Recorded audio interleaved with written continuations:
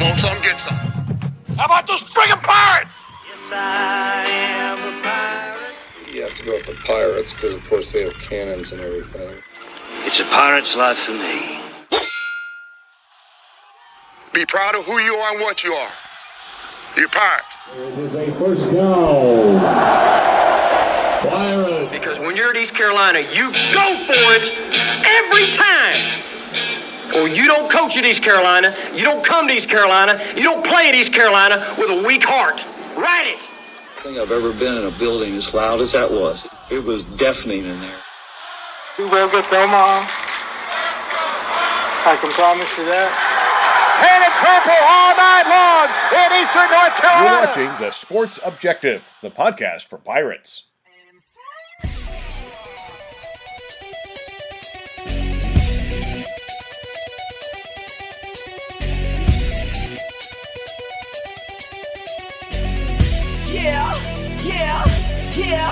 Yeah.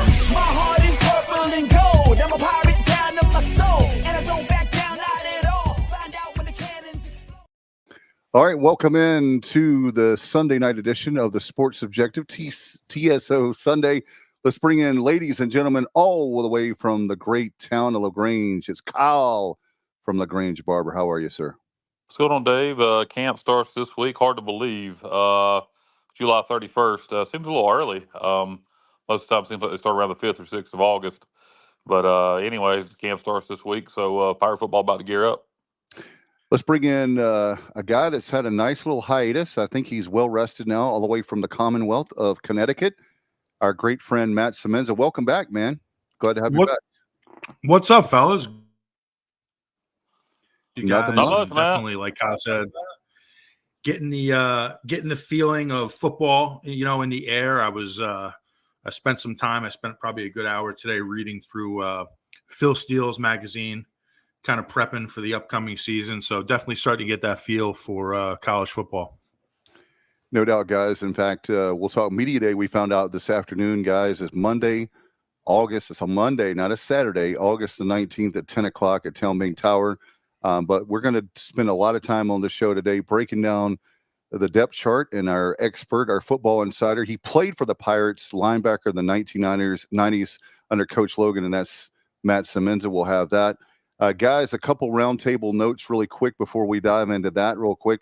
Did you guys hear about, Matt, you talked about it in our group chat on Friday, but it looks like what we've been talking about for a long time, that separation from basically from the power schools, if you will, and the group of five and everybody else. Looks like that took place or is starting to take place on Friday as they're moving 85 scholarships to 105 scholarships. Just want to get y'all's take on that. I did not realize that's happened. So we're going to 105 scholarships. Yep.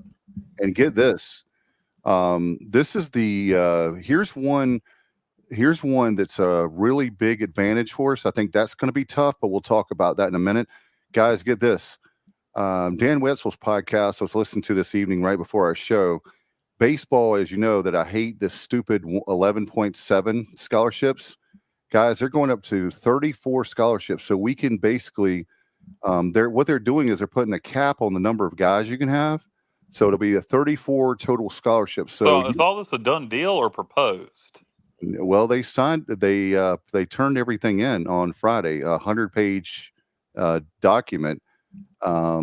It's official. It's official, guys. Yeah. From what I've read, huge news. Yeah, we love our retiring coach, Kurt Kraft. He's retiring after 19 years. Guys, they're going to say that you don't. It's not. Let me say this. Let me back up. It's not mandatory, okay? But if you do opt in to this level, 34 cross-country scholarships. And here's another thing: 17 for the men, 17 for the women. And Matt, we were talking about cutting sports, but here's another thing. Yeah, this is going to start the separation. I mean, I don't see how most so-called group of five schools, particularly in the NIL era, are going to be able to compete. I don't know that going from 85 to 105 in football is that big of a deal, but the other sports, what I think going from 85 to 105 is probably going to do, Matt, see if you agree, Dave, also, is a lot of these high school athletes aren't being recruited as much. I think this gets more high school players Yeah. back into into the FBS level, because a lot of those guys are going to FCS now, and then trying to play their way up because of the portal. But I think other sports is where it's really like baseball, 34 scholarships. Good God. Well, you don't have to. Here's the thing. It's not, thankfully, it's not mandatory. Well, you're not going to be able to compete, Dave. If you don't do it, you're not going to be able to compete. Well, we're going to have to, Matt. What I was going to add is one of the ways they're going to like compete, if you will, with Title I. What they're going to do is they're Title IX. You mean? I mean, why did I say Title I? Sorry, Title IX. Sorry, thank you, Kyle. What they're going to do is they're going to have 3 layers, 3 tiers, if you will, in the athletic program. So at East Carolina, it's going to be men's basketball and football tier 1. Tier 2, you may have like baseball, women's basketball, handful there. And then tier 3 would be, so in other words, you're going to basically do what you're already doing, because you're putting a priority on football now, being we're a football school, and men's basketball. But what do you guys think about that? So in other words, scholarships and other things and staffing and everything could go to the top tier, and then you're just going to basically have just the bottom of the basics for the Olympic. Yeah, whatever's left over, right? I mean, yeah, I mean, I think that's fair, and it's a way that we won't get sued. I agree with you, Matt. When I was thinking about that on the afternoon, if I love football, and football is the number one sport at our school, and I really truly believe, guys, that not to get into a debate here about fundraising, we could talk hours about that, but we want to talk. Yeah, let's don't. No, we're not. But just wanted to say that we're going to have to step it up when it comes to fundraising. Even if we cut sports, we're still going to have to compete at a high level with those tier 1, if you will, sports for our athletic program. Yeah, I mean, there's no doubt. I mean, this just the NCAA continues to stick it to everyone outside the Power 5, and like I've said for years, the NCAA guys, as you know, the worst run organization in America. And they just have lost all control, and they've given all control to the SEC and the Big Ten. And, just to kind of start off on the increase in scholarships for football up to 105. I mean, that's a huge factor. And, to kind of break it down, I think in the simplest terms, what you're going to see the bigger schools, the LSUs, the Alabamas, gobble up those scholarships quick. And take away scholarships from, the so-called G5. But kids what's going to happen is sort of a secondary result from that is you're going to see after a year or two, when all those guys, they realize they're not going to play, guess what? You're going to see the portal is going to be busier than ever, which is hard to imagine. It's even busier than now. And at that point, schools, I think like East Carolina, you're going to see us recruiting more and more from the portal, because those guys who go to Alabama, guess what? You're going to have 2 5-stars in front of you. Good luck getting playing time. Right. You're going to hit the portal, and now the East Carolinas, the Tulanes, they're going to gobble those guys up. So I just think it's going to have huge ramifications, and I think it's just going to make us have to recruit from the portal even more.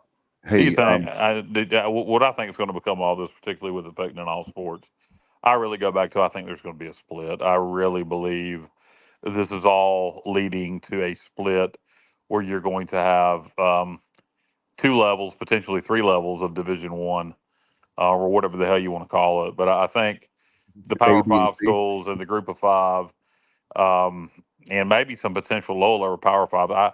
I just think there's going to be a split. I think a split's coming. Do you agree, Matt? Hey, I was going to tell you guys this real quick. Kyle, you were, and they're going to think we're picking on them because they're a rival school. But get on the podcast tonight, something Kyle's been talking about for a long time. It's not going to hurt the East Carolinas of the world as far as what we talked about. We'll end up, initially it hurts as far as scholarships and everything. But I tell you, Kyle's been talking about this for at least 2 years or more. The teams that it's going to hurt is the lower level Power 5 teams. And they mentioned, wait for it, NC State. So Kyle, you were way ahead of everybody on that. So I want to give you credit, but I thought that was funny. It's going to hurt those teams that are, they're on the other side of the bubble, and we're on this side of the bubble. we're like just close, just not quite there, if you will, for Power 5, and they're barely on the other side, and they can argue with me all day long. But guys, I'm looking at Matt. I wanted to ask you. I know you're a Big Ten guy. I'm looking at the Big Ten and the SEC. Those two conferences are about. There's not that many teams that can compete at the level they're talking about, and being more and more separation. Even when it comes to, even if you want to argue halves, I think there is an even bigger split that's going to happen with the halves, the quote unquote power teams versus the group of 5 teams. You look at NC State; they can't compete if Alabama has 105 scholarships. A lot of these guys, Dave Doran and company, Mac Brown, and all those guys at NC State and Carolina, they can't compete. Even with Carolina having a lot of money, they can't compete with Alabama when it comes to football. Yeah, I think both of you guys are right. I think there's definitely a split coming. It's happening. It's happening right in front of us now between NIL and now with this scholarship limit. And that split is definitely coming. Unfortunately, yeah. I hate it. I really do. So certainly, like, huge news there. I mean, how do you compete when you look at, just think about it like this. If you're in the Big Ten, your new TV deal is roughly $80 million per year per school. What we're getting at East Carolina, and correct me if I'm wrong, guys, $7 million per year? 7, 8 million, yeah. Right? How do you realistically, how are you able to compete with that? That is just the gap is now widening to a point where it's scary. It's getting to the point where it's just downright scary if you're outside of the good old boys club, as I like to refer to it. Yeah, it's the Big Ten, SEC, and then after that you got the Big 12, which is the next step, and then the ACC's down below that. I think the ACC's getting around $30 million a year. I think the Big 12 was 40 to 50 million a year. SEC, Big Ten, I think are comparable, both 60 to 80 million a year, something like that. Something ridiculous. Yeah, so, they're even talking about the next.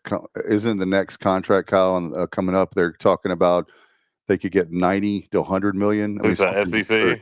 Yeah, and Big Ten. Well, I think the Big Ten just signed their contract, but yeah, I mean, the Big Ten's got so many big media markets. While the SEC gets a lot of eyeballs, so does the Big Ten. The Big Ten, you got so many big media markets. You got LA, you got UCLA is in LA. If anybody didn't know that.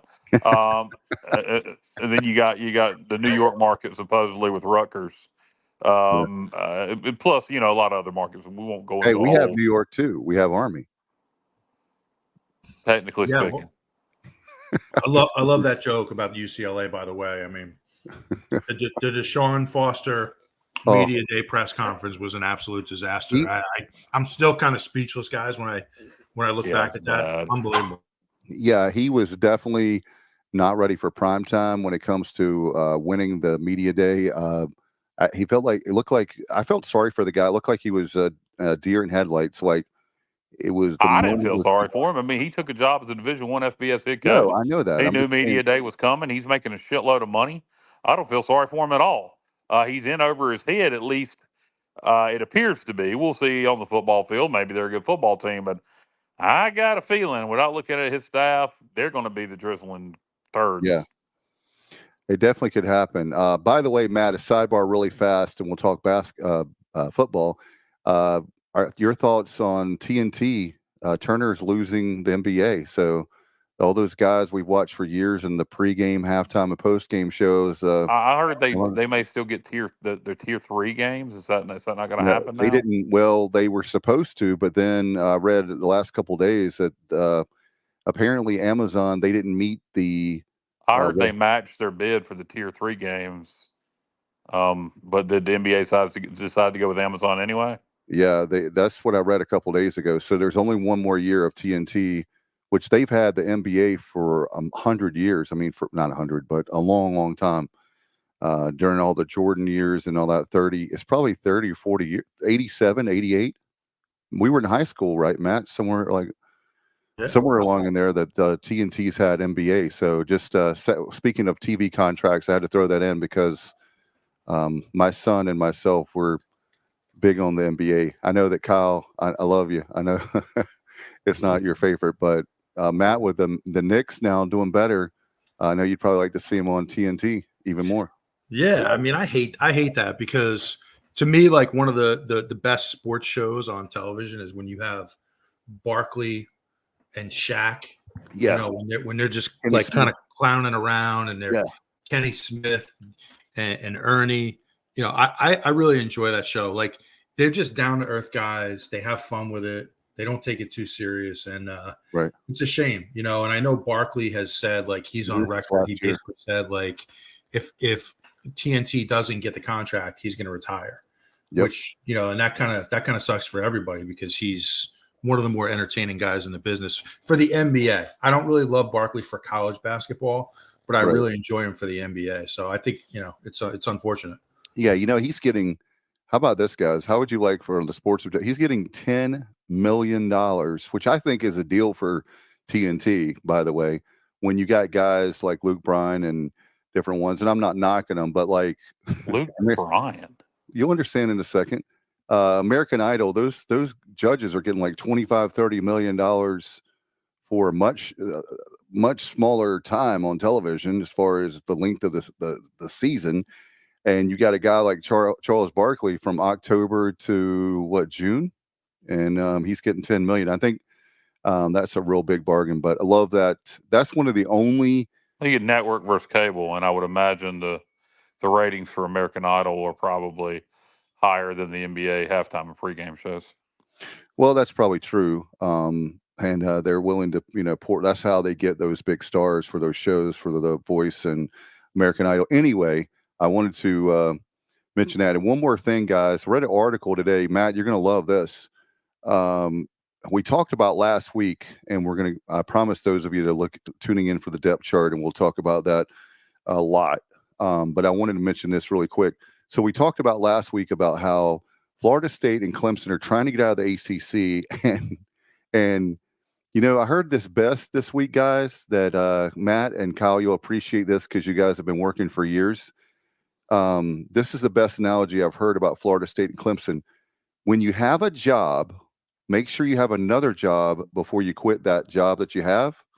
And it looks like Clemson and Florida State, they basically are threatening to quit their job, but there's no job to go to. The Big 12, they may not even want them. I call bullshit. If Clemson and Florida State can get out of the ACC, Big 12 will take them. But right now, the Big 10 and SEC don't want them. But they're going up to as many as, this is what's crazy. I read today, as many as 10, you heard me right, 10 ACC schools for the Big 12. I mean, is it the Big 30? I don't even, what is it? Would that be 24 teams? 22, 24 teams? Help me out, JR. I see that you're in our group chat now. Something like that, but it's something absurd. But basically, you know, we were talking about the Big Four, if you will, because it's definitely the Power Four. It's looking like it's getting ready to be the Power Three in a hurry. And they're going to be Clemson and Florida State another year or two in the ACC, and that's it. That's all they're going to have. Yeah, it's really pretty amazing job by the Big 12 commissioner, because there was a point about a little over a year ago where that conference looked like it was going to completely dissolve. It was dead in the water. Yes, sir. When they lost Oklahoma and Texas, I mean, that, you know, there were rumors that maybe East Carolina would wind up in the Big 12. You guys remember all that? Oh, yeah. The last time I will ever get my hopes up for any conference. No, the Pac-12 last year. You remember when we were all when Stanford and Cal and Washington State and Oregon State were all going to stay together, and the American and some Mountain West schools were going to merge with the Pac-12. That was around this time last year. You're right. That was a serious discussion. We really thought that might happen. Yeah, that was very close. That was, and you know, it made so much sense. Like, to your point, I mean, that was a really exciting thought when you looked at it on paper. I remember there was a guy on Twitter. Yeah, I'd like to slap him around because he's lying son of a bitch. he did some graphics. He really did. Like, he was wrong about everything, but he did some graphics, and that conference that he proposed, it was exciting. It would have been pretty awesome, but hey, you know, it's fool me once, I will not fall for that again. Yeah, exactly. I think we're going to look at No, if the Big 12 and we'll get to fall camp here in a minute, but if the Big 12 takes 10 ACC schools, if that were to actually happen, hey, there'd be 4 ACC schools left. We might get in the ACC at that point. absolutely. So I was going to ask you that. That's the only way because, by the way, I don't have my. There's, I believe it was 8. I sent it to you, Kyle, but I believe in your text. I don't have my phone right now with me. That's what happens when you have kids. They love technology. But it was about how many AAU schools. I believe off the top of my head, there was 8 schools in the ACC that have that accreditation. We talk all the time about that would go to, say, potential candidates for the Big Ten. But I don't think that there's any. I don't think they're going to expand any. I think right now the only team that I see that moves the needle, Matt. What do you say, Notre Dame, as far as the Big Ten? They've been wanting them for years, but even they would have to be pretty much cut out of the playoff or something crazy for them not to do their stay independent. I mean, they're getting ridiculous amount of money for their TV contract, and they've got rich alums everywhere. And they have the subway alums, as they call them, people that are huge fans of Notre Dame across the country that never even went there. So that brand is the only one that I can see really moving the needle for the Big Ten. If they don't take Florida State and Clemson, the only other one that I see is Notre Dame that could really drive their bargain or their TV deal, or if they renegotiate it per se. Yeah, I agree. I mean, Notre Dame geographically is a perfect fit. Not that we've learned geographically doesn't really matter much in Right. college football anymore, but Notre Dame's a perfect fit for the Big Ten. So but the thing is, like, Notre Dame views themselves above any conference from a branding Right. perspective, and with their TV contract and whatnot, I don't know if it'll ever happen. But I think Florida State and Clemson definitely bring a lot to the table. They clearly want out of the ACC, so you don't know what's going to happen there. I don't see really either one of those teams in the Big Ten. If anything, I could see the Big 12 expanding, and they wind up in the Big 12. How about this? Kenneth says, and we'll get your comments, guys, in a little bit for different things. But Kenneth says, "Welcome to the American, Wake Forest and Boston College."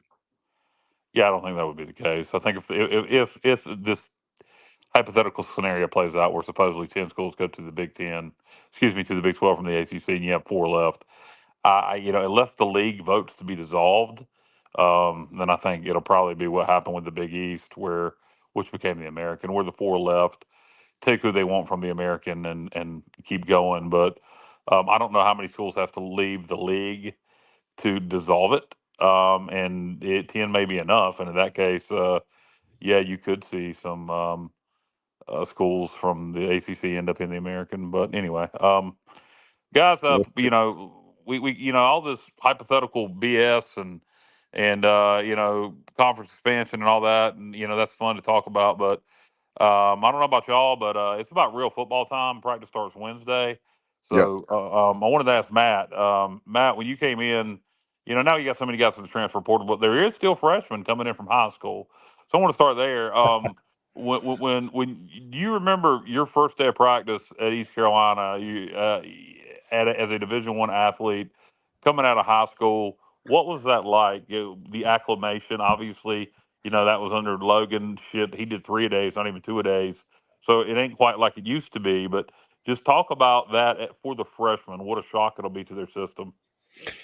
Yeah, it's a great question. And I actually remember the first minute I walked into the locker room on my first day. I remember the first guy I saw was Walter Scott walking around, and Walter Scott was a big guy. He was a big dude, And I remember kind of thinking to myself, I was coming in at 205 pounds. I was like, damn, that's a Division I football player right there.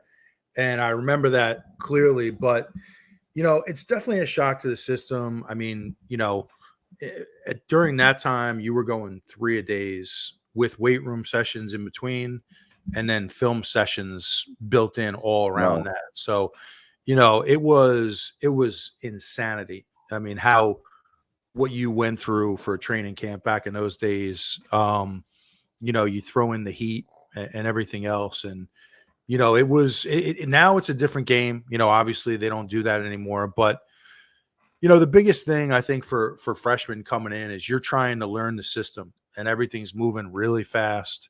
Everything's coming at you fast. And you're trying to get you're trying to play the game physically, but you're trying to mentally, make sure you understand the schemes. And that can be the hardest part. And like what happens is when you're not understanding the scheme, it slows you down on the field because you're overthinking things. So the freshmen, it's a big challenge for these guys to come in. I'm a big fan of redshirt years if you're able to do it. Obviously in today's game, that's not as, common as it used to be, but it's a huge challenge, man. And, these guys, I guarantee they're having some sleepless nights right now, some knots in their stomach, getting ready for their first college football camp. Hey, Matt, I wanted to ask you as far as when you were telling that, and I'm going to use one of your words, that schedule is brutal.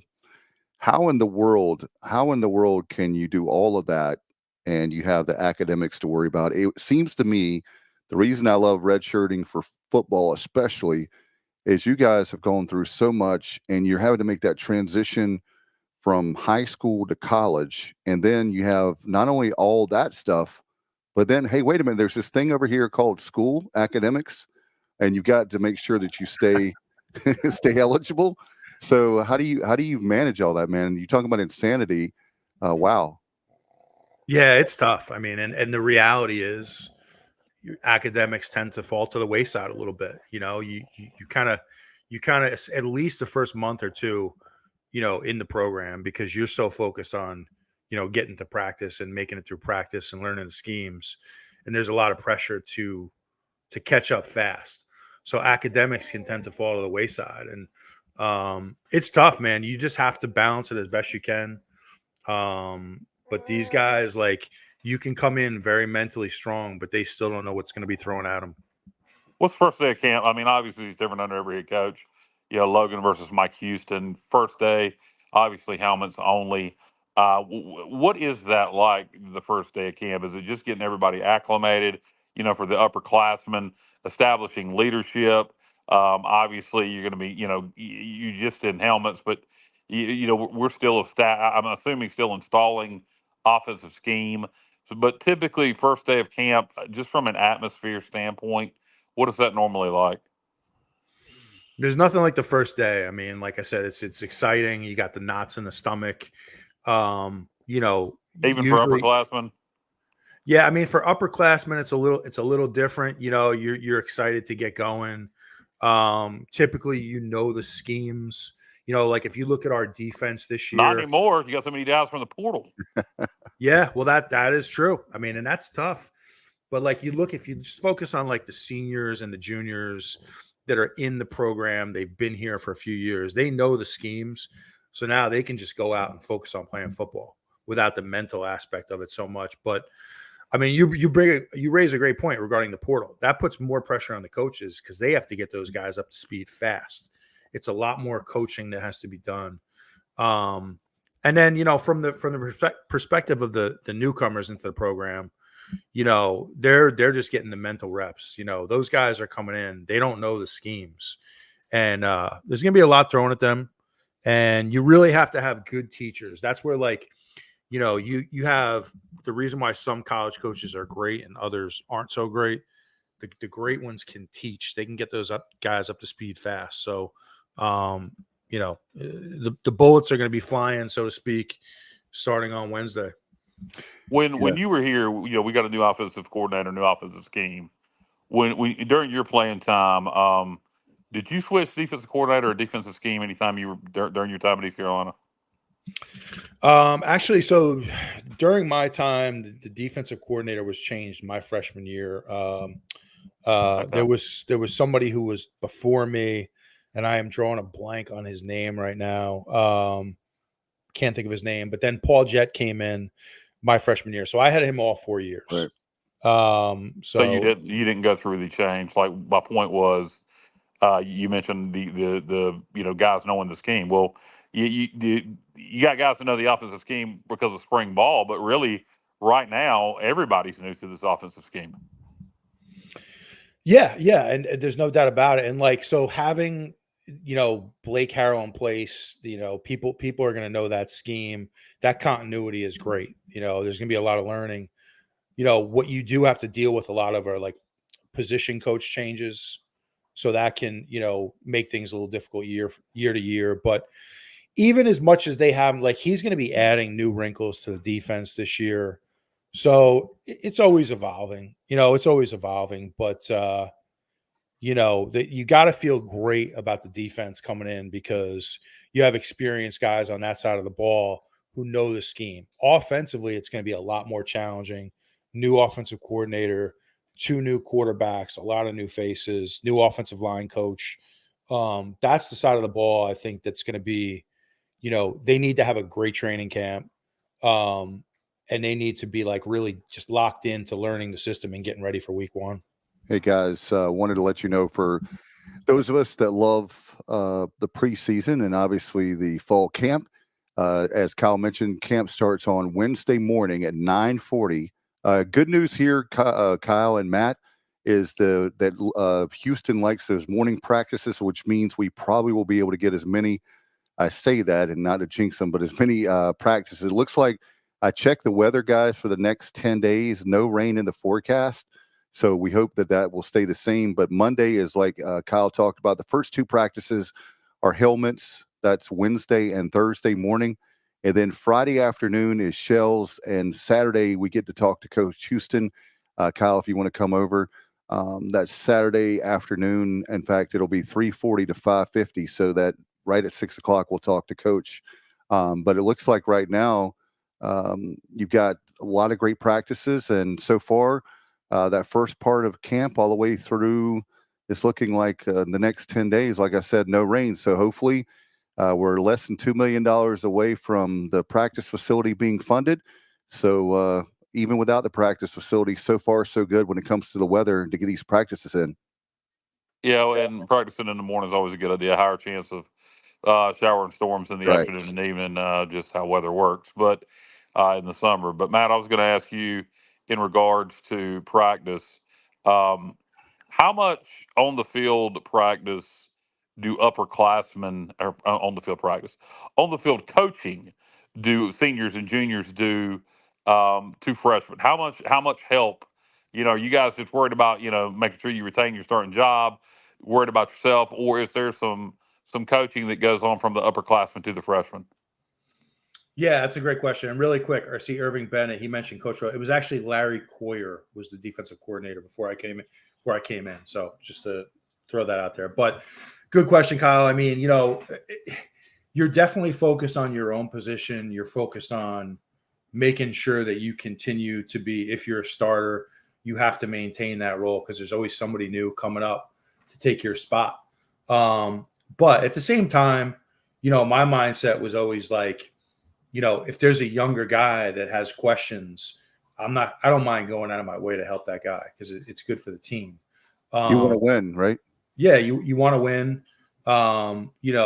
So that was always my mindset, like to try to, be a team oriented guy. But, you hear stories like the one that comes to mind is Brett Favre. When Aaron Rodgers was drafted, it's kind of a famous story that Favre would not go out of his way to help him at all. Wouldn't give him any help. He wasn't going to give him any tips, like nothing. He's like, this is my job. You need to go earn it. So there's definitely the competitive aspect. Like you're looking at the guy behind you trying to take your job and you're like, hey man, like, good luck, but you're not taking this job from me. And so it's really competitive, but it's there's definitely some of that goes on. And one thing I had a question, I know Kyle, maybe you're going to ask it, but when it comes to conditioning, I know that there's a big difference between individual workouts that you're doing, and then you have like the summertime with now Big John. Of course, we had Coach Connors back in the day, but how much is that where like guys, like, are the guys really rusty and in bad shape, Matt, coming into fall camp? I know it depends on the individual, but as a team, did you see like some teams you played with that y'all looked great in the first practice as far as conditioning, and then others not so much? Yeah, I mean, I can tell you guys that like if you come into fall camp out of shape, there's something wrong with you because you've had all summer, you've had the whole off season to train. And if you come in out of shape, you have a personal problem in some way. Like you're just not working hard or you're not dedicated because, especially when you have a guy like Coach Connors, like we came in shape, we were ready to go like from day one. And we were thrown into the fire, right away. And we were ready. And I'm sure it's the same way now. Like you can tell these guys are working really hard. Their conditioning. I don't anticipate any problems whatsoever, like with this team. Like they're going to be ready to go physically. By all accounts, they've had a great offseason in the weight room. I think the big thing is the mental aspect of it, learning the schemes and learning them fast. You have to learn fast. It's going to go by in a blink of an eye. We're going to be lining up for the first game. So, that's, it's you got to get your reps efficiently. You guys want to start with the breakdown? Are you ready, Matt, to do the breakdown of the different positions tonight? Because it looks like with you were talking about Phil Steele earlier, we've talked all off season about how it's looking great for this team. The group chat, we've talked about you, me, Kyle, and Bubba about the off season. We're really happy, even though I know it's strange to say, I've said it many times, it's looking really good to be excited. And I can't believe I'm excited about this season after we went 2-10 last year and 1-7 in the league. It's hard to believe, but bringing in John David Baker with the transfer portal guys we have, with the defense coming back, just want to get your take before we get into position by position. It looks overall like a promising year. Yeah, absolutely. And, I think when you really look at this team, you feel great defensively. You were able to keep Revel at corner. You have a lot of guys coming back, especially up front on the D line, D ends. You feel really good about what you have there. To me, and I'll throw it over to you, Kyle, I think this team is going to go as far as the offensive line can take them. I think that's the biggest question mark still with this team. I think you brought in two really good talents at quarterback. I think there's going to be a major competition here in camp, but I feel like we're going to come out of that with good quarterback play. To me, it's going to go as the offensive line goes, and that's the biggest question mark with this team. Well, I'll kick it over to you, Kyle. Yeah, the O-line, while they weren't very good last year, they didn't have a quarterback. And the O-line coach and Donnie Kirkpatrick, from what I hear, really did not get along. That O-line has a lot of experience. We got everybody back. We brought in the kid from Maine, who was an FCS All-American or whatever he was. He All Conference, whatever. Very successful at the FCS level for the Black Bears. So you got him added to the mix, and then we have everybody back. Another thing to think about with the O-line, Matt, is we're going to a true spread. Or is it going to be a true air raid? Is it going to look more like Ole Miss? I got a feeling it's going to look more like Lincoln Riley's offense, to be honest. Maybe the 2013 version, 14 version, we'll see. But those O-line typically take wider gaps, and you get rid of the ball so much faster, and you also the tempo. It wears down the D line. Right. So I think some of that right there, from a schematic standpoint, is going to help this offensive line. In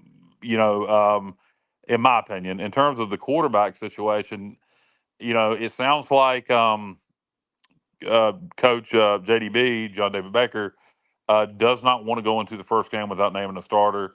Sounds like he wants to have that starter named as soon as possible. So, you anticipate maybe 2 weeks into camp, we have a starter named. Who knows? It's going to be key to manage that situation properly, because you don't want to lose either one of those guys in case one goes down, whether it be Hauser or Garcia that wins that starting job. But I do think there's some things with this O-line that, and I like our new O-line coach. He's got a great resume, great reputation. But I do think there's some schematic things that are going to help this offensive line. Matt, have you thought about that?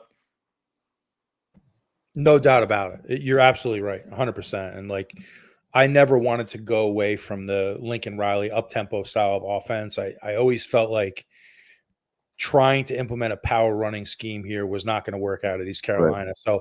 So I love this move to go back to a more up-tempo spread attack. And I think, to your point, I mean, there will be wider splits on the O-line. The ball's going to come out faster. I think just from a scheme perspective, it's just going to look a little more efficient for East Carolina. I think I never felt great about the offense we were running last year. Just never got a great feeling about it. I think this scheme will fit us. I think we can recruit to it. And I think we've done a pretty good job in the offseason recruiting to it. So I think we're going to look very different offensively. I think where my main questions come in, right? When it's 3rd and 2 and you got to have the first down, or if you're in the red zone, right? And you got to have a touchdown, you have, let's say, 3rd down, 3rd and goal from the 4-yard line. Can your offensive line give you enough to get over that hump? That's to me where it's like make or break. And, we'll find out. I mean, we do have some pieces. We do have some experience. We also have some new faces in there. So, hopefully those guys can get it done. Hey, Matt, I had a question for you and Kyle. My son is downstairs playing the new college football game. I gave it to him today. Question for both of you, and Kyle, you know where I'm going with this question, and maybe you guys, Matt, maybe you can help me. Both of y'all can. We talked about on the show last week, that Garcia is barely ranked higher than Hauser, but what I heard was it's a really close race, but if you had to go with edge right now, what I was told is Hauser is more like a game manager. He's the guy that's going to get you down the field, not make a lot of mistakes. Garcia is more like a gunslinger between the two, but I just want to get your thoughts on both of y'all on the quarterback rating on the new college football game. Back in the day, it may not matter about, stats, but these video games are so much like real life now. It just makes you wonder. One's an 80, one's a 79. The 80 got the start. I think that was based on arm strength. But in terms of who will win the job, and I don't know. I've watched tape on both. What I've seen out of Hauser, he seems a little bit more mobile in the pocket to make things happen than Garcia. He's incredibly accurate on mid-range throws, and also what I've seen out of Hauser, at least on tape, he doesn't seem to be scared to throw the ball in the red zone. Garcia has a cannon. He's incredibly accurate on the deep balls. He can also pull it down and run it. But incredibly accurate on the deep balls and has a cannon. I know if Logan was here, which one he'd like. But it would not surprise me. Based on the scheme, my guess is Hauser wins the job. But it wouldn't be surprised if we see either one win it. Matt, what do you feel looking at the depth chart? John David Baker talked about the receiving core here and talked about the pieces we brought in and some of the pieces we had here and how he thought, last year with the quarterback, they were greatly underutilized. He claims this is the best wide receiving core from a depth standpoint he's ever had. And I have trouble believing that being he was at Ole Miss. I agree. Wow. Being he was at Ole Miss, but he says that.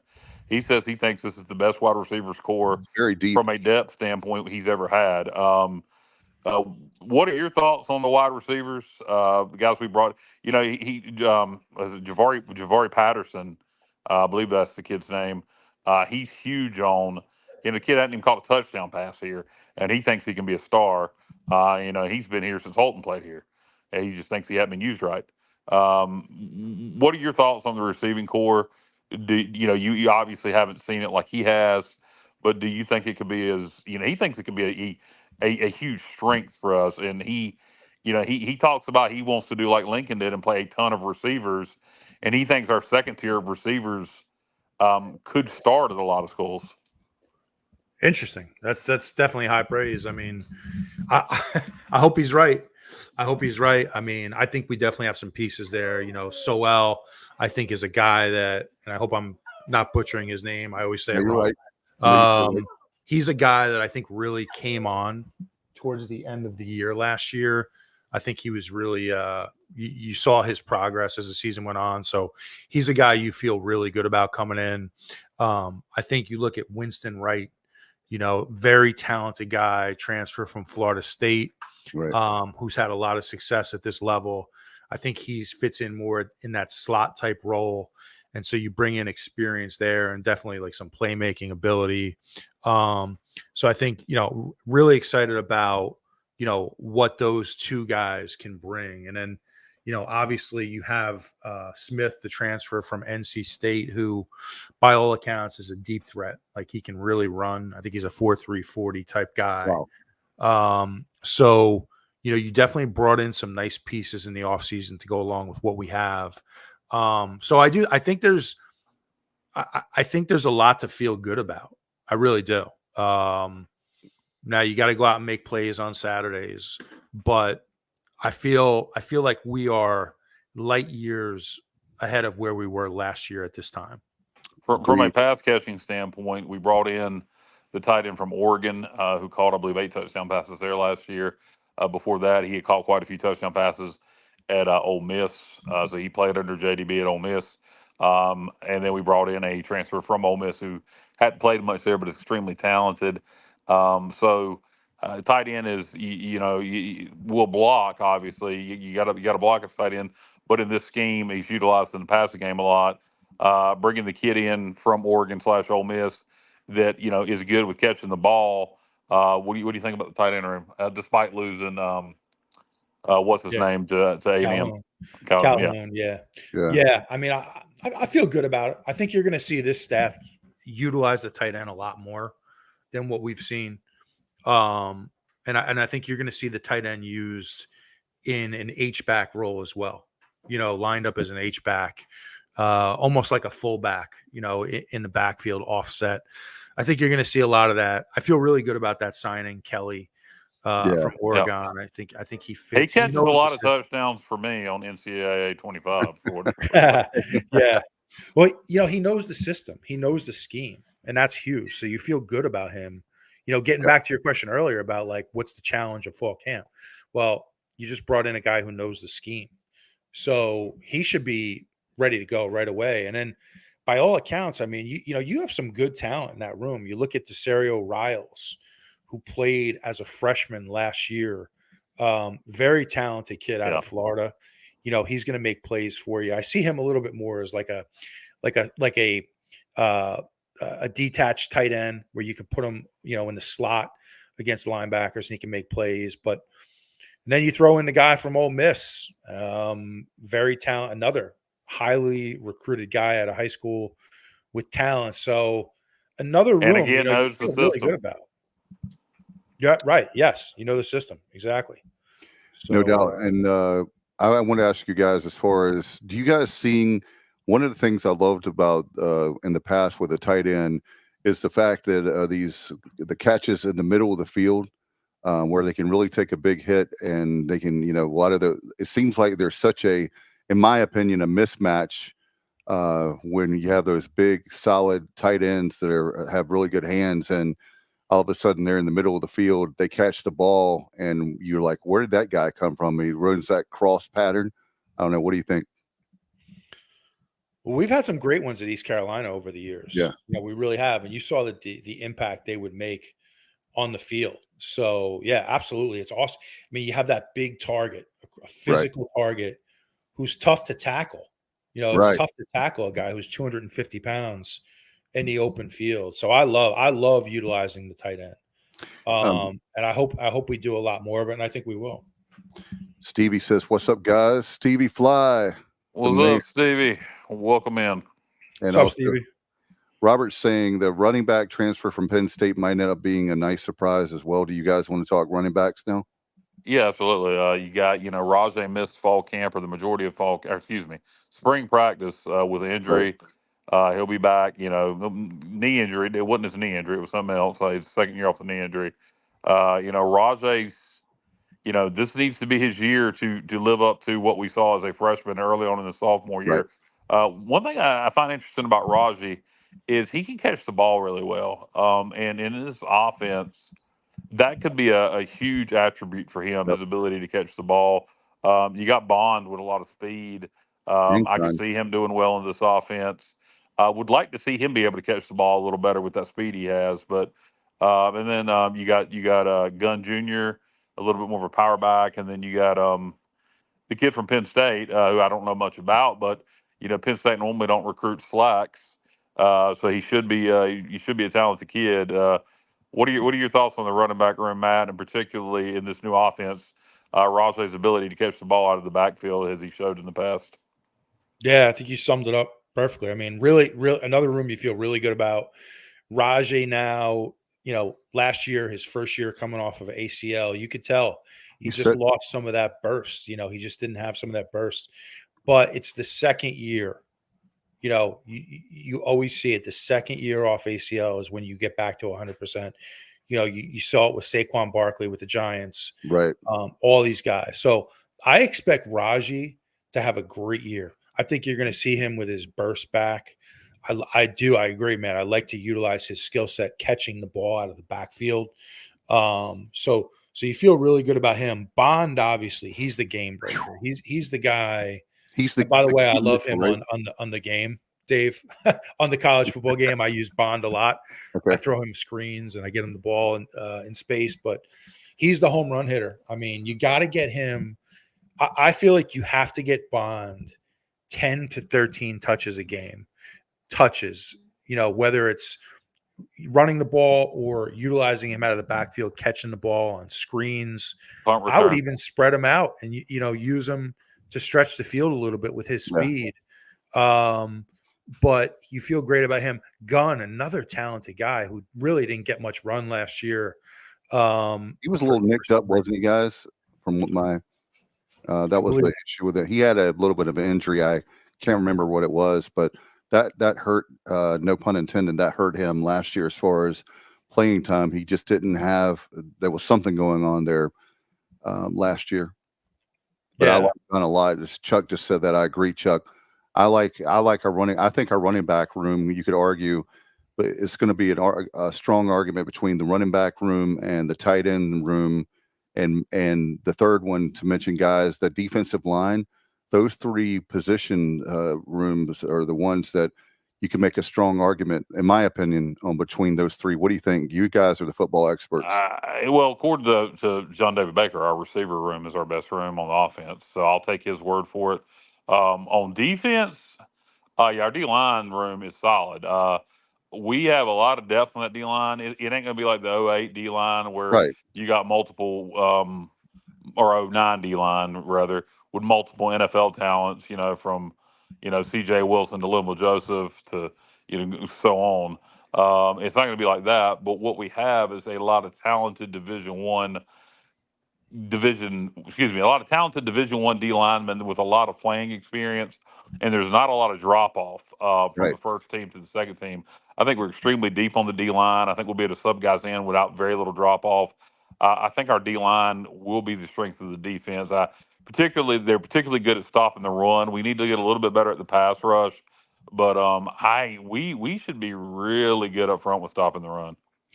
Yeah, I think that's our best room. When I look at it, like if you were to ask me my opinion, I think that's our best room. I really like what we have defense.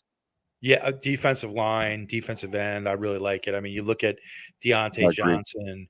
You look at Morris. It feels like Morris has been here for 100 years. But, exactly. But man, he's a warrior. I mean, he's just a warrior. He shows up. You look at Lampley. I really like Chad Stevens. I mean, he's a baller. Yeah. He's a guy who really came on last year. Very underrated, right? Very underrated player. You have some dudes in that room. You really do. You bring in another defensive tackle from Ohio State, McKenzie. You now bring in an edge rusher from Louisville, Craig. So you have guys, that hopefully, to your point. Now, I agree, Kyle, 100%. We've got to find the guy who can bring pressure. In a 3rd and 8 situation, you're bringing pressure off the edge. Who can get home and make a play? Maybe Craig can be that guy, but that's a room like we can win with this defense. I'm telling you, we can win a lot of games with this defense because there's plenty of talent there. Guys, if you think about it, I want to put this out there to you. You think about it. If we, in hindsight is always 2020, and this sounds very mean. I'm not trying to be mean, but there was the nicest way I can put this, and you guys, I think, will agree.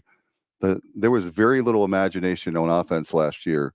You take the defense of Blake Harrell and you take the imagination of JDB, and I'm telling you guys, we're hearing and Kyle's tired to hear me talk about it, but if the guys that know JDB say that we can put 30 to 35 points on the board every game, if we do that with our defense and we can stay healthy on defense, for example, Phil still may be right to win 9 or 10 football games this year. Yeah, and I'm not tired of hearing you talk about that. If we can average over 30 points a game on offense, which is a big if, but if we can do that, if the defense is as good or better than it was last year, yeah, we'll be a very good football team. I mean, it will be very good. 8, 9, 10 wins, yes. The question is, I do think at some point in the season we will be averaging over 30 points a game. The question is, how fast will that happen? We're going to be clicking, game one's against Norfolk State. So let's really go game 2, Old Dominion. Are we going to be clicking, for in that ODU game where we can do that? Or is it going to be, the Charlotte game before we're able to start doing that? So I think it depends on win-loss total, how fast that offense clicks. But talking about the depth department, we talked about the D-line. What about how linebacker? good? Yeah, linebackers, we lost some pieces. That would be the biggest question mark in my opinion on defense, probably the linebackers. Matt, you played linebacker. What is your thought on the linebacker room? Another room I like. I mean, I like good. Mike Edwards. I do like Mike Edwards a lot. You look at our middle linebackers, not as big as like when I played. Like we had like 5 middle linebackers who were 250 and could run. Guys like Libiano, Marvin Burke, and Carlos Brown. Big dudes who could run. These guys are smaller in the 220 range, but they can really run. So they fit our scheme well. I like what Edwards brings. We brought in a transfer from Missouri too. I'm drawing a blank on his name, but another guy who I think can contribute there. And we have a lot of youth in that room when you look at it. I feel like I just sounded like Joe Pesci from. You did a little bit. You a did a little youths. bit. Yeah. We got some youths. But, the jersey came out in Semenza right there. I love you, Semenza. I love it. But a lot of youth in that room. But I do feel like we're in pretty good shape there too. And then you look outside. I mean, you have guys like Sam Danka who, Mike Houston raves about him, for a few years, but he hasn't really found his niche yet.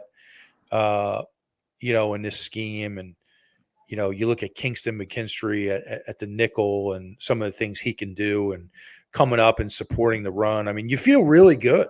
You feel really good about what you have. And the thing that I really like about the defense in particular is if a guy goes down, you now have depth behind those starters. So, you have a chance to do something really special, I think, on that side of the ball. You remember Houston's first year here? It wasn't – that's the thing that people were saying about D-line, Matt and Kyle, Jalen Price and Alex, those guys.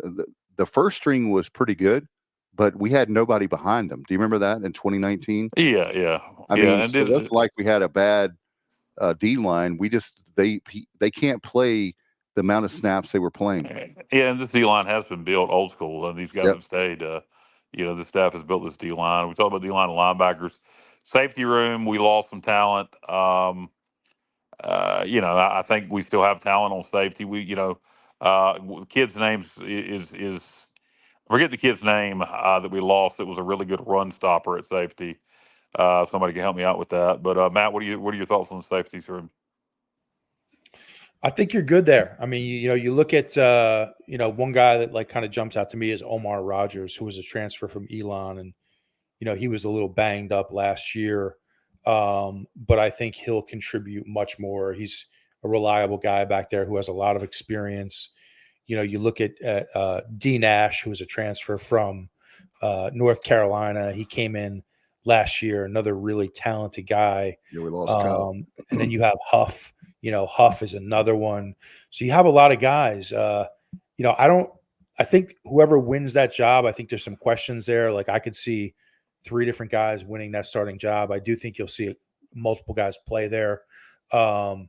And then, I did mention McKinstry at strong safety, another guy with experience who you feel really good about. So, again, depth, on that side of the ball, you feel really good about the depth. They've recruited well. It seems like we brought in 100 DBs in the last few recruiting classes. So, you should be in a good spot there. Yeah, and Kyle, you the guy who was talking about Julius Wood, Robert put that we lost there at safety. Yeah, Julius Wood, obviously a great run stopper. We're going to miss him, but there are still some pieces there, as Matt mentioned. But we will miss Wood. The question is, I don't know that we have anybody who can come up and stop the run as well as he did. But with a good linebacking group and good defensive line, maybe we don't need somebody so much to stop the run from the safety position. But we're solid there. And then in the back end at corner, one of those corners is elite. Matt, what is your overall thought on the corner room? I feel really good with, obviously, Revel is a guy that has a chance to get drafted next year. I thought we did a really nice job keeping him. Yes, sir. We easily could have lost him. He was offered $350,000 to go to the SEC. Is that well, yeah.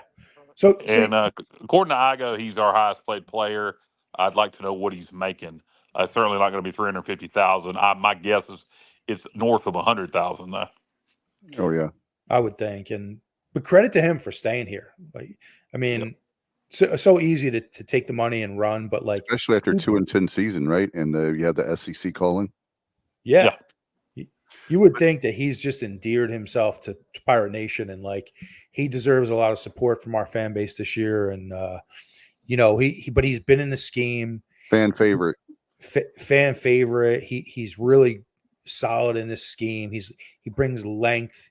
He can run. He can make plays. So he's the guy you really lean on, and I expect him to have a monster year. I could see him being first team All AAC, and somebody that's going to make a lot of plays for us. Preseason All-American, some publications. And I don't mean conference. I mean All-American as an All-American. Yeah. Is that Devon King and Gavin Gibson should contribute as safety as well? Or is it Devin or Devon? Devin King. Devin King. Okay. Yeah. Gavin Gibson, we got him in the portal from Maryland. He's kind of looks to me, I think he's a nickel. I think you'll see him play a lot of nickel with McKinstry, but another solid player.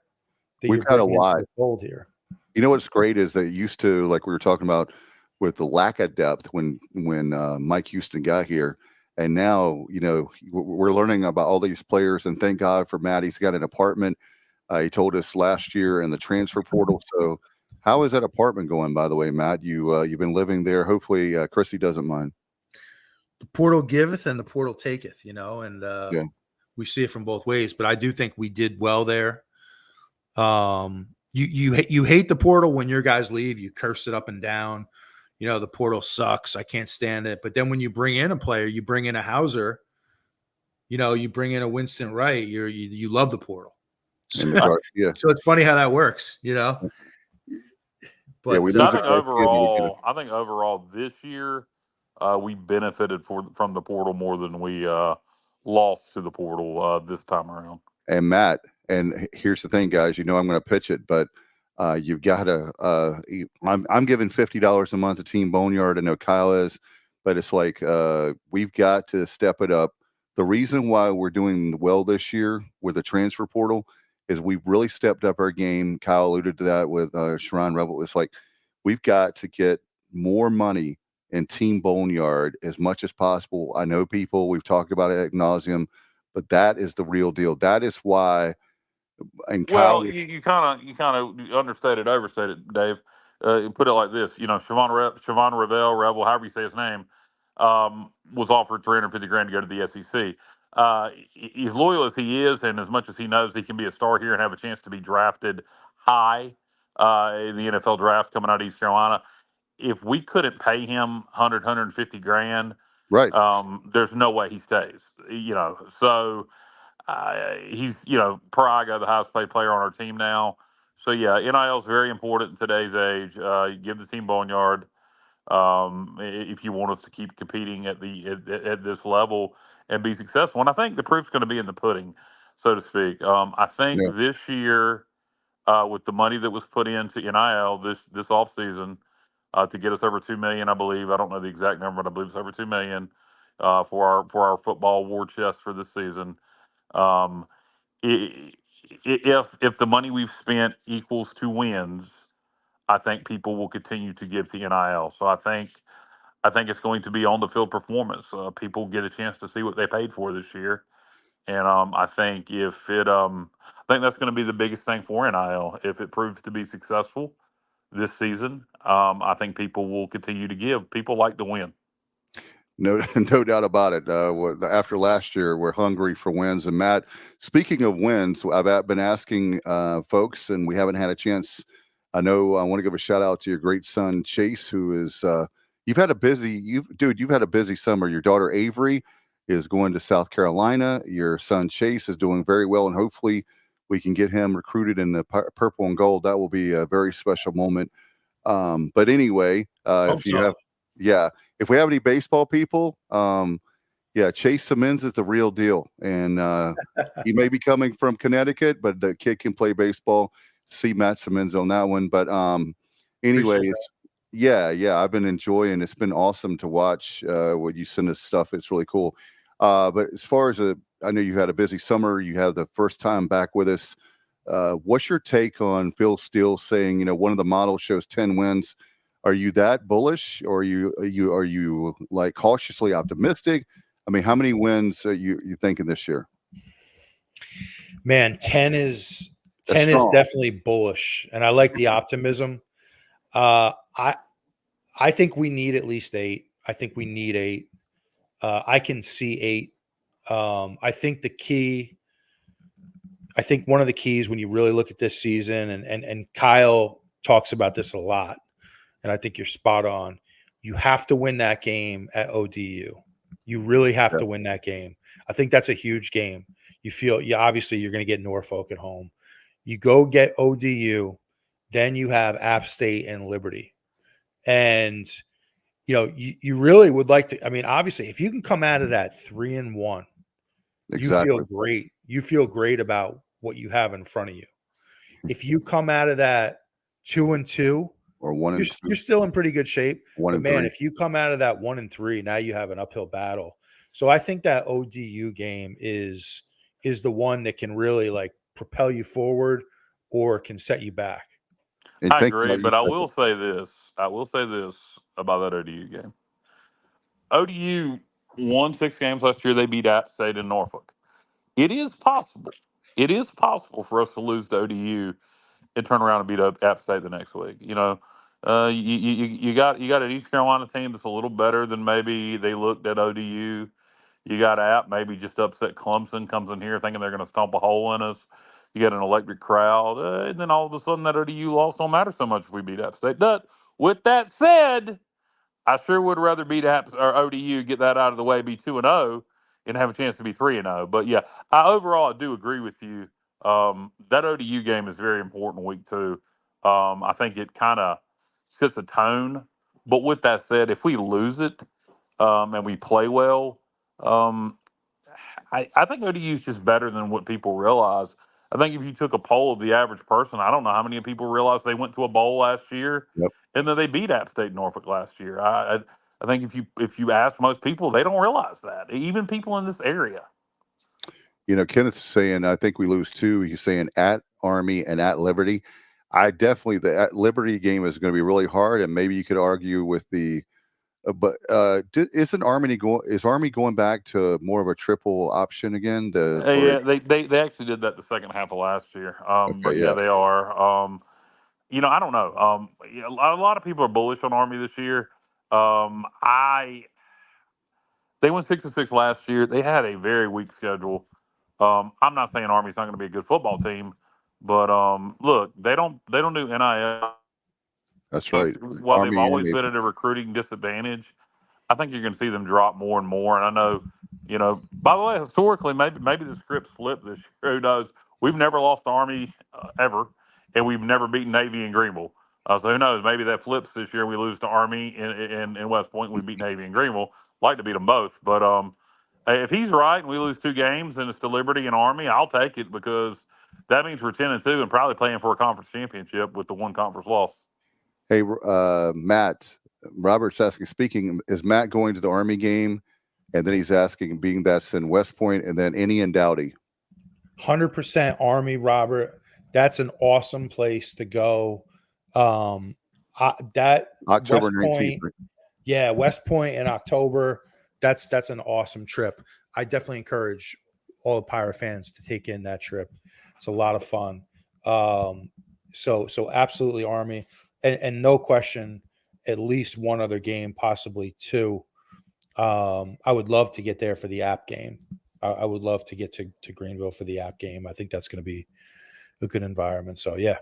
Elliot's saying, Dave, Florida Atlantic game is on Thursday night on ESPN in Greenville. Then the next Thursday at Tulsa, 2 back-to-back Thursday night games. I think I've mentioned this before. In the 90s, when you were playing, Matt, I used to love Thursday nights for the exposure. We didn't seem to play very well. My memory serves me right on Thursday nights. But anyway, I just my Thursday night games. I don't like Monday night football for pro from the team I pull for because we don't, especially in the last couple decades, we play horrible on Monday night football. And for my college team being East Carolina, Thursday nights used to be special because it used to be the only game in town, and now there's a whole bunch of game on Thursday night, so it doesn't have the mystique, if you will. It's kind of oversaturated in my opinion, and an NFL game on. So Thursday nights are not what they used to be. However, maybe it won't matter this year. Well, from a win-loss standpoint, I think you got to look at a lot of the opponents we've had on Thursday night. But one home game on a Thursday night doesn't bother me. Yeah, and this at Tulsa, right? Yeah, well, we have Florida Atlantic at home in Greenville on a Thursday, Right.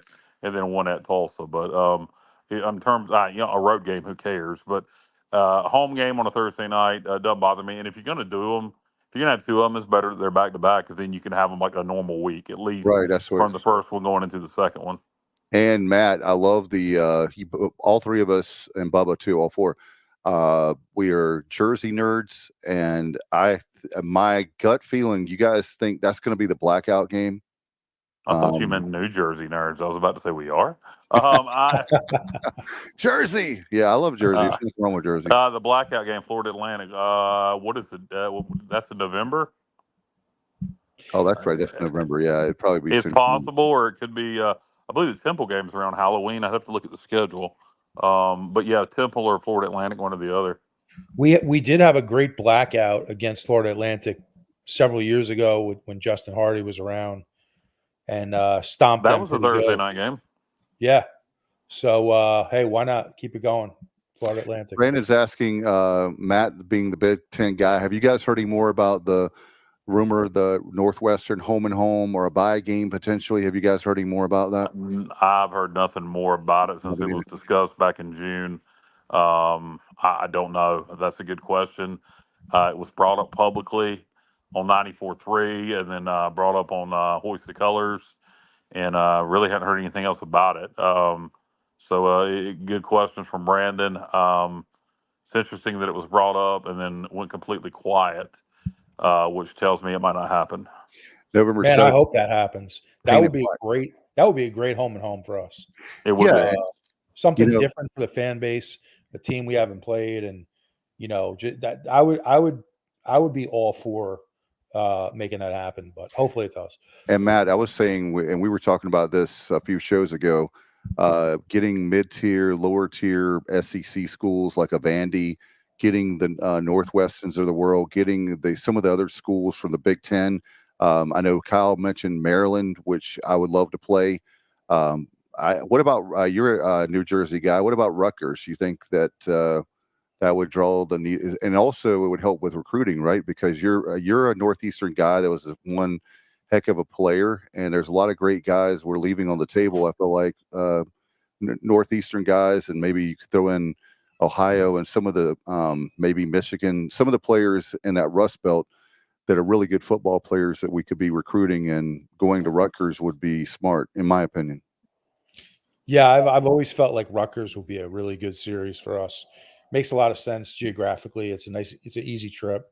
You can recruit those areas, and now Rutgers, I'll tell you, they've come a long way. Their home atmosphere is a lot of fun.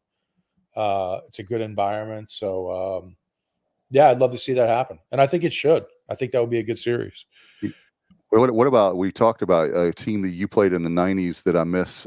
We talked about Southern Miss, obviously, but what about like Pitt and Syracuse, two teams that are in ACC, but they have good football programs.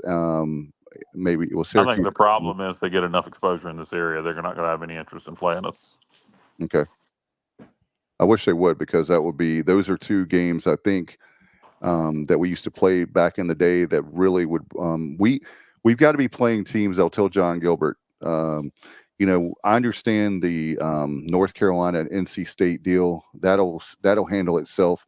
And I give you a pass on those two teams.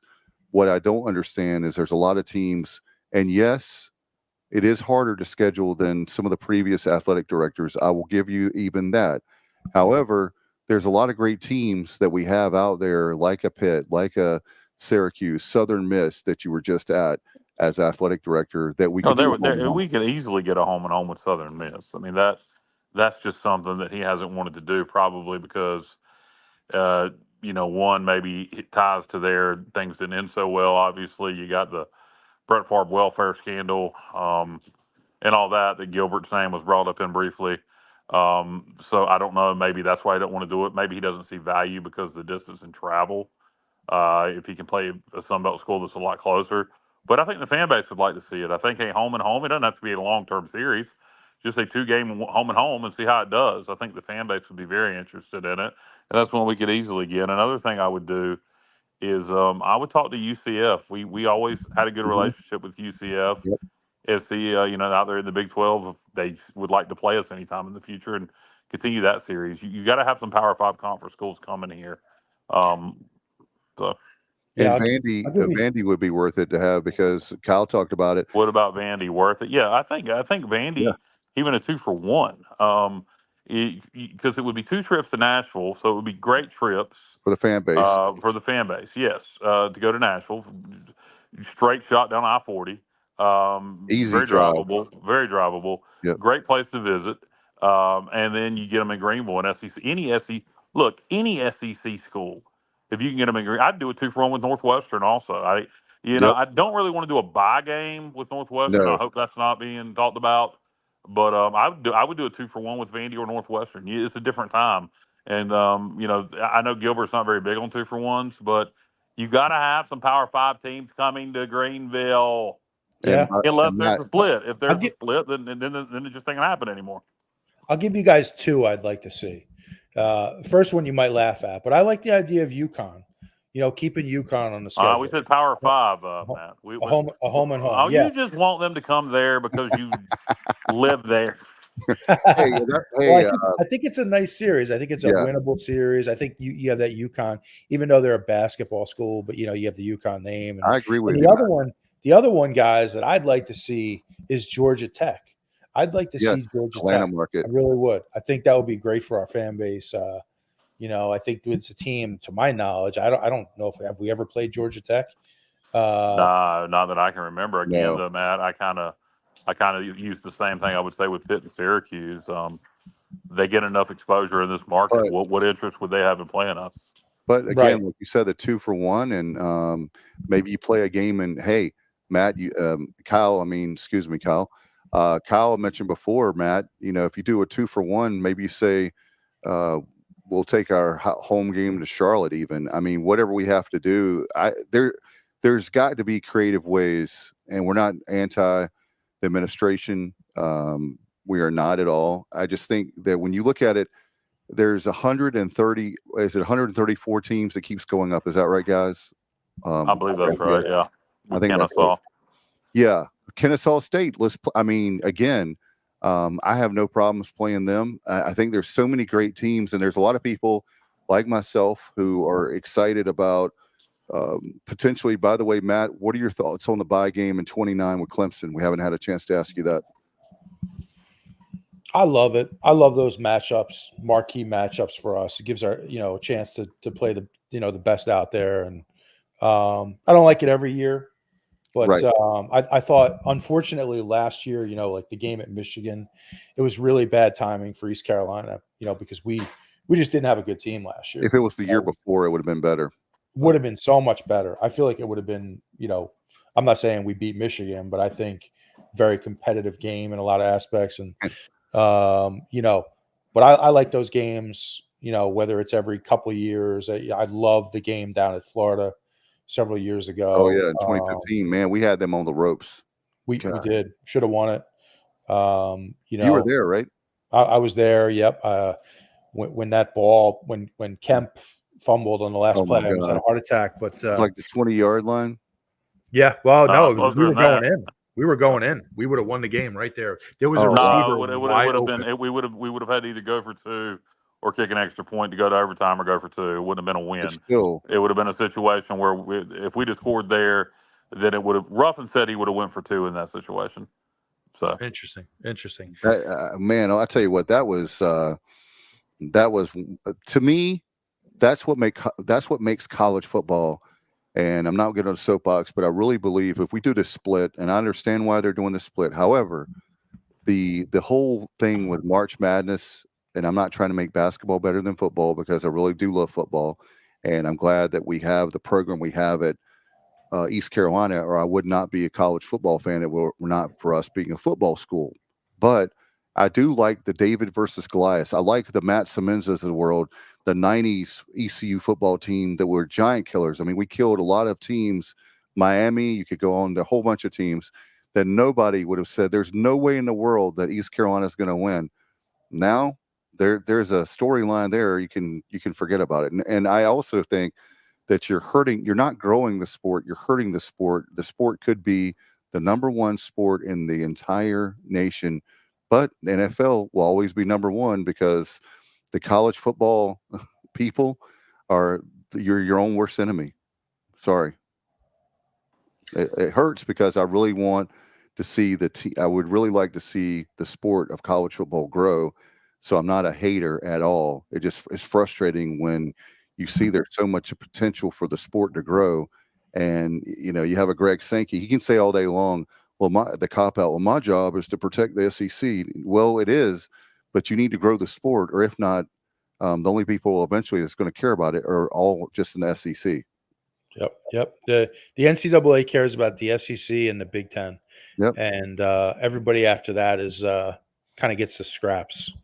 Is there, talking about the split really quick, is there any hope for East Carolina to be able to make that jump? Is there even a fighting chance that we can do it? Well, how do you see that? How is the path to victory? Because I know it's doubtful, but how would you, I'm going to make both of you ADs or co-ADs. How do you pull it off to be able to make that leap where you're going from, we were talking about at the beginning of the show for people joining us now or just in a little while ago. We were talking about early in the show about going from 85 scholarships to 105. And the reason they went back to 85, guys, wasn't it to be more competitive where more people had a chance? Can we fund 105? I mean, another thing is, Matt, don't you want to hold back on some scholarships? So if I've got a guy that's a walk-on, you see that all the time on SportsCenter. Hey, we gave Matt Semenza was a walk-on and we gave him a full scholarship this week. And you have that great moment on SportsCenter or on game day rather. I think in football, it's a 20 scholarship increase. Can we compete at that level? Probably. But the baseball thing is even more concerning. 30-some scholarships. That's insane.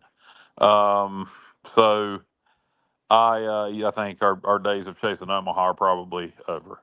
Unfortunate, sad but true. I think a split's coming. And at this point, I almost welcome it. I know a lot of people probably hate to hear that, but it's just is what it is. How to get us to that next level? Well, we're not getting in the SEC or Big Ten or even the Big 12. So how do we, go up a level, make a little more money? My guess it would be one of two ways.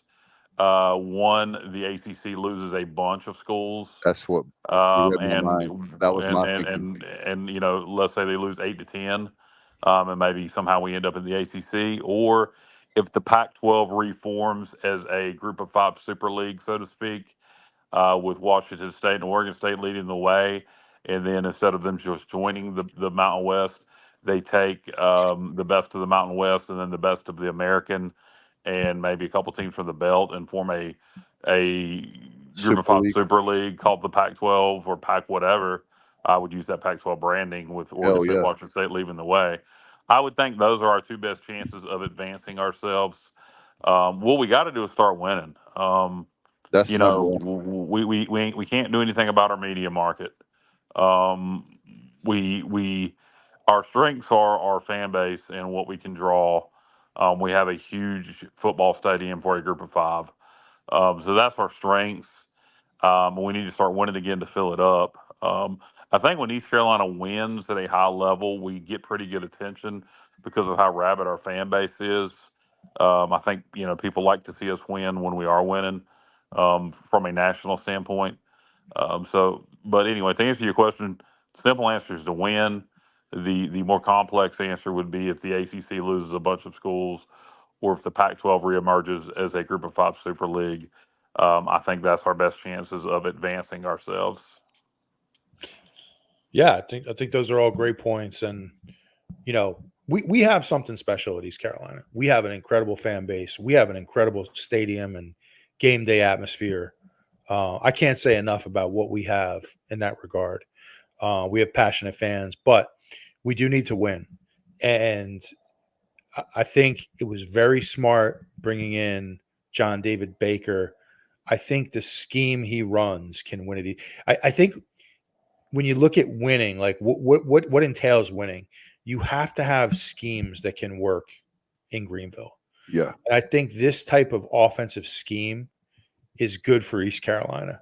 A high octane, up tempo. I mean, you talked about it before, Kyle. This gives you a chance to kind of level the playing field with the offensive line. Yeah.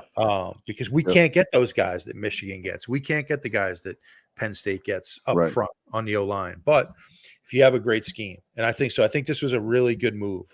I thought we had that, under Ruffin, and then we kind of went away from it and tried to be, I think, something that we're not. So I really like this move, and I think you have to schedule appropriately. You have to continue to recruit and coach well, but you have to win games, and when you look at the schedule this year, this is a golden opportunity for East Carolina. I mean, this schedule lines up really well for Mike Houston in year 6, and no Memphis, no USF, and no Tulane. Yeah. So if you're going to win, if you're going to win the American, and you get Navy the very last game, and we could be going. It could be a super season, and we've never beat Navy at home, guys. I mean, that you talk about Thanksgiving, that could be an early Christmas gift. We could be thankful that we finally get over that hump of beating Navy the very last game. In other words, my point with that is, Houston talked about there. It was several years in a row that the folks doing the schedule in the American, they had Navy having the bye week right before us, like a few years with Houston in a row. And he brought that up at a press conference. So it's good to have them the last game of the year.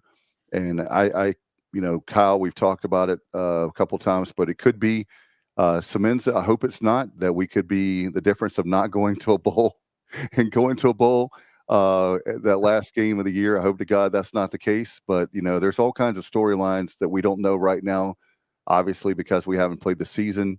But if I had, again, I'm saying 7-5, but I could easily see where, Phil still knows a lot more about football than I do, the college game, and he's having anywhere between 8, 9, or 10, right?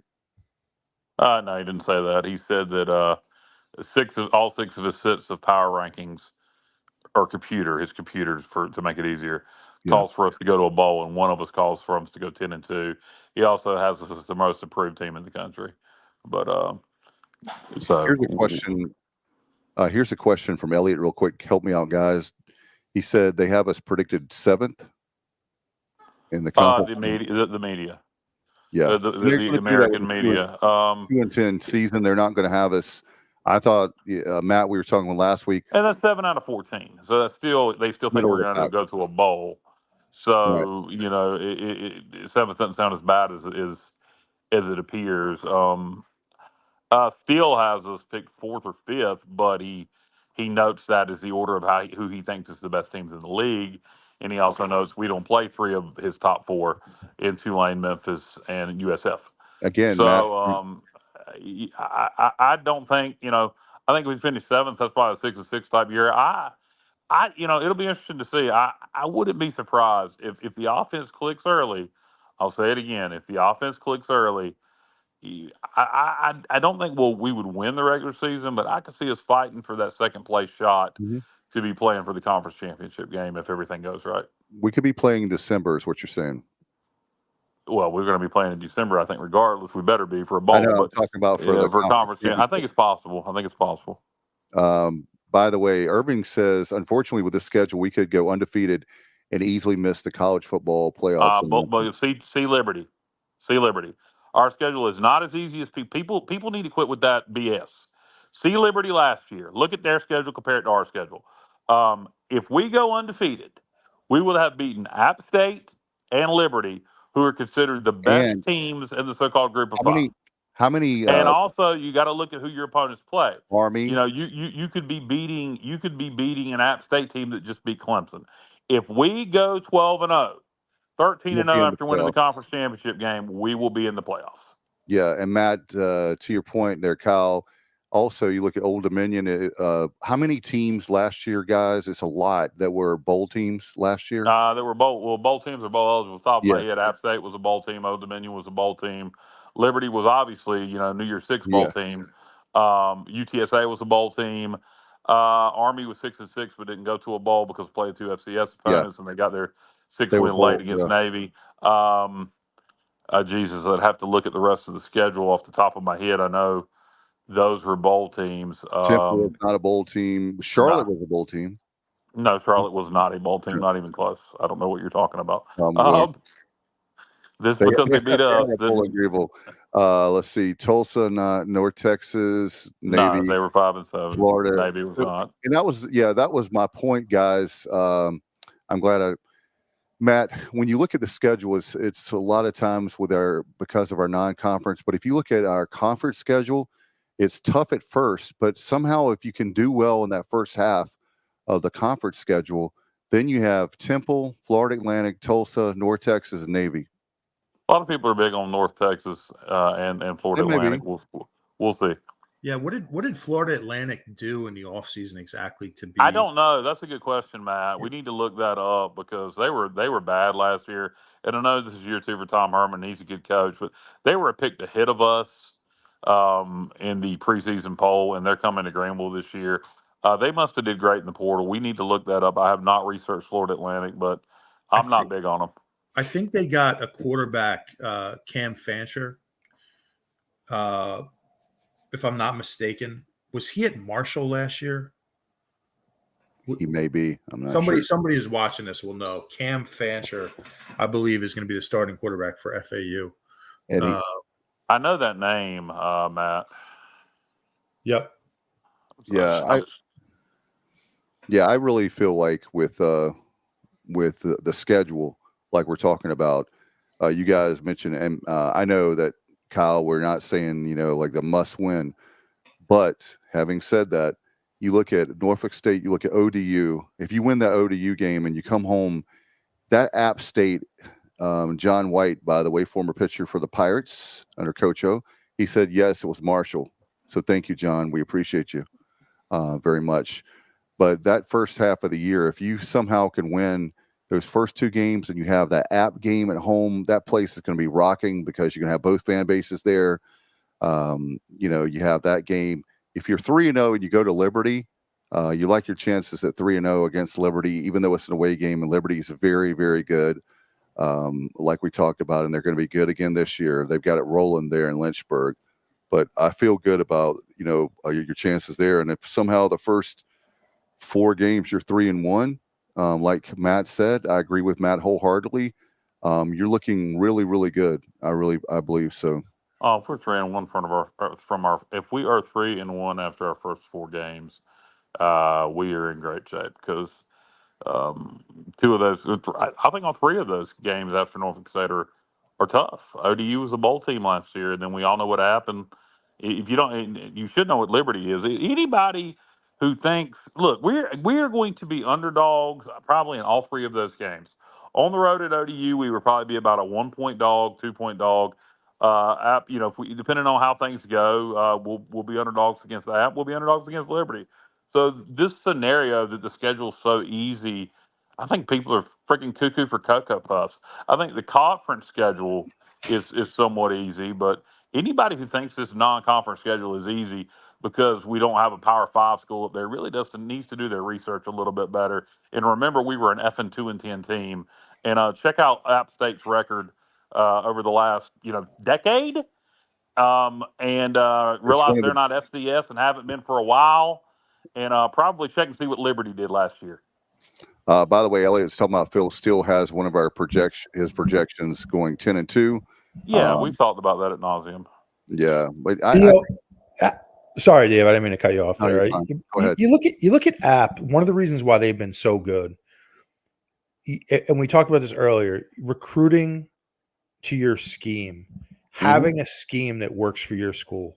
Right. App was smart enough, and they've had a lot of coaching changes over the years, but they've had a scheme in place that works for them, and they've stuck with it, and had a lot of tremendous amount of success with it.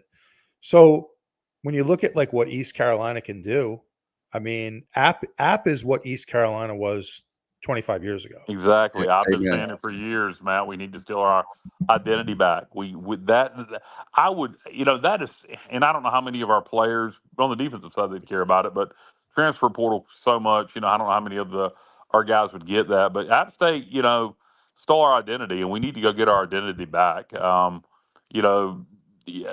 a tough game, game 3 in Greenville, but we do get them in Greenville. That's a game that it would be. You want to light a fire under this fan base. Find a way to beat App. Yep. Yeah, and here's another thing I want to say. Look at the job. You don't think leadership matters, and we've said this many times before. But Doug Gillen, okay, Doug Gillen is getting people. How is it that we say we can't get people to Greenville, North Carolina, but you can get teams? A lot of great teams are coming to Boone. And I'm not knocking Boone. I haven't looked at their non-conference schedule, but I will say this. We say proximity to Charlotte, but proximity to Raleigh really isn't any different from us to Raleigh versus Boone to Charlotte. It's the athletic director. One of it is winning. You want to play good football teams that don't hurt your schedule. And while App can beat you, it's still a quality win if you beat them. And I think he's a good AD, and I think he does a good job scheduling. And where is the long term? Speaking of that, and I'm going to get off here pretty soon, guys. Even if we don't wrap it up, I got some things I need to do. But where is the long term home and home with App State? That is one that we should have no trouble scheduling. I think both sides want it. So what is the holdup on getting that announced? I mean, maybe it's coming. It has to be because there's 2 games left in the series, and they're both in Greenville. After one in Charlotte, one in Boone, there's 2 in Greenville, one this year and one in a couple of years. But we need a long-term series with App State signed here soon. Speaking of Doug Gillen and App State. Yeah, in fact, James is adding to your point. It's basically been the same thing in App since Jerry Moore was there, and absolutely. Yeah, absolutely. When they were FCS, and they keep it rolling. And but Matt, guys, again, 134 FBS programs. You have tough times politically with we'll give you a pass or a little bit we can understand as far as the Power 5 games when it comes to ACC. However, I do believe there's a ton of teams in the ACC that would play us, and I think that it's just a matter of building relationships, and we need to stop putting so much emphasis on FCS when it comes to We can get those games. Let's spend more time focusing on getting the games in the bigger conferences where if you win those games, yeah, you may say, well, it was not the top of the league, but that's what brings people the excitement, right, Matt? With if you have any of the Big Ten games or you have any of the SEC games or ACC games, and Sun Belt is there's a lot of Sun Belt teams we should be playing in there as well. Well, we're only playing one FCS school a year. I mean, we're I playing know. I'm plenty of Sun saying Belt I'm not. schools. Yeah, I'm fine. I'm okay with that. I'm just saying my point is that we can schedule down easily. What I'm saying is those games are easy to schedule. What I'm talking about is let's look at and maybe it's time to reach out again to Virginia Tech. You won't hear when all that mess went down. Try at least try. There's a lot of schools that we're not focusing on for some reason. But anyway, yeah, and I think thought we had a think I'll- great one. I thought we had a great one coming to Boise Greenville State. and Boise, who Yeah.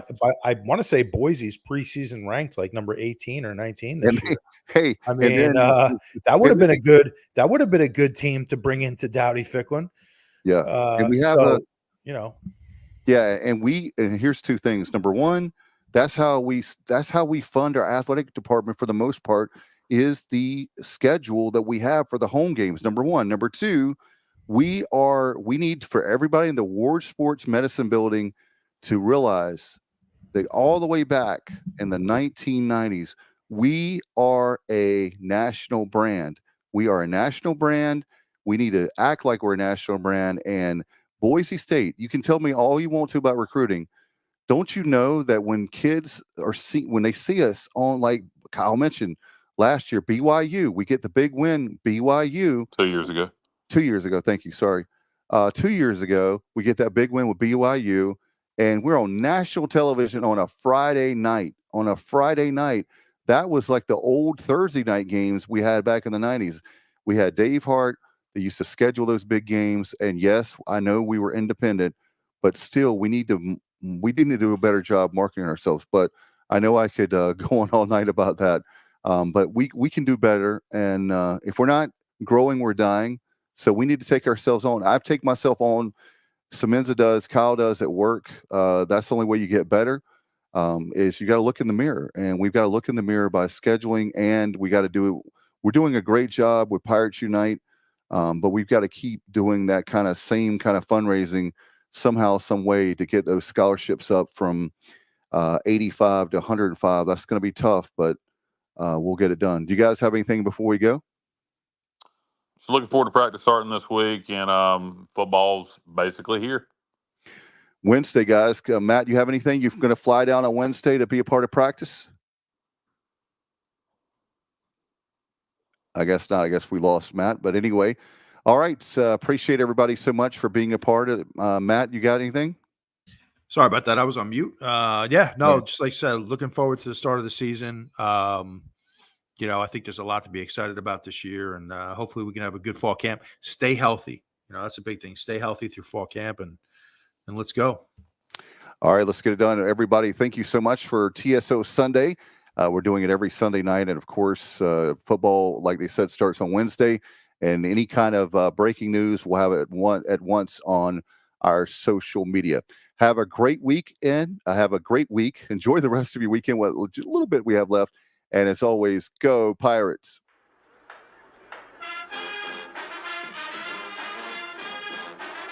You're watching The Sports Objective, the podcast for Pirates.